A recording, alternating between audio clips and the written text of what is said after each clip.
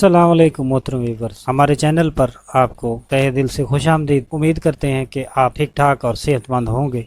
आज की हमारी वीडियो केटोर इंजेक्शन के बारे में है। इस वीडियो में हम जानेंगे इसके साइड इफ़ेक्ट और इसके इस्तेमाल का तरीक़ाकार, इसके मुज़र असरात यानी साइड इफ़ेक्ट और कंट्रा इंडिकेशन का जायज़ा लेंगे। केटोर इंजेक्शन में जो साल्ट शामिल किया गया है उसका नाम केटोरोलैक है। ये इंजेक्शन मुख्तलिफ़ ब्रांड नेम से टैबलेट फॉर्म में भी दस्तयाब है। ये बुनियादी तौर पर नेसेड पेन किलर मेडिसिन है, जिसका मतलब non steroidal anti inflammatory drug है। केटोर इंजेक्शन कम अरसे के लिए दरमियाने और शदीद किस्म के दर्द को रोकने के लिए यूज़ किया जाता है। ये मेडिसिन खा टैबलेट फॉर्म में हो या इंजेक्शन फॉर्म में, इसका इस्तेमाल लंबे अरसे के लिए नहीं किया जा सकता।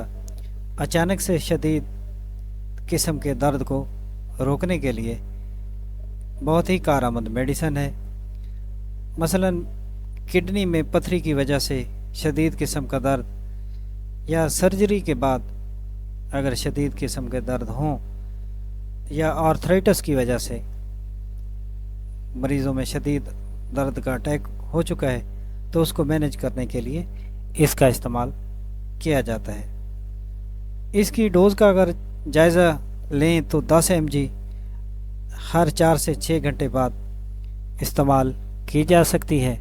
इसकी maximum dose per day 40 mg है। इससे ज़्यादा इस्तेमाल मरीज़ के लिए ख़तरे का बायस बन सकती है। 5 दिन से ज़्यादा इसका इस्तेमाल नहीं किया जाता, चूँकि ये शॉर्ट टर्म मेडिसिन है। 18 साल से कम उम्र के मरीज़ों को रिकमेंड नहीं की जाती। अब जायज़ा लेते हैं उसके साइड इफ़ेक्ट का, जो कि आम साइड इफ़ेक्ट हैं जो किसी भी मेडिसिन से हो सकते हैं। इससे मतली हो सकती है, मैदे में दर्द हो सकता है, सीने में जलन वगैरह हो सकती है, पेचस या इसहाल हो सकते हैं। ये इसके कॉमन साइड इफ़ेक्ट हैं। और अब जायज़ा लेते हैं कंट्रा इंडिकेशन का, कि जो मरीज़ इस मेडिसिन को इस्तेमाल नहीं कर सकते। मैदे में अल्सर के मरीज़ इसको इस्तेमाल नहीं कर सकते। हार्ट बाईपास सर्जरी वाले मरीज़ इसको इस्तेमाल नहीं कर सकते। शदीद किस्म के गुर्दों की बीमारियों में मुब्तला मरीज़ इसको इस्तेमाल नहीं कर सकते। और इसके साल्ट से एलर्जिक मरीज़ इसको हरगिज़ यूज़ न करें। ये आज की हमारी वीडियो केटोर इंजेक्शन के बारे में है। अगर वीडियो पसंद आए तो हमारे चैनल को ज़रूर सब्सक्राइब करें।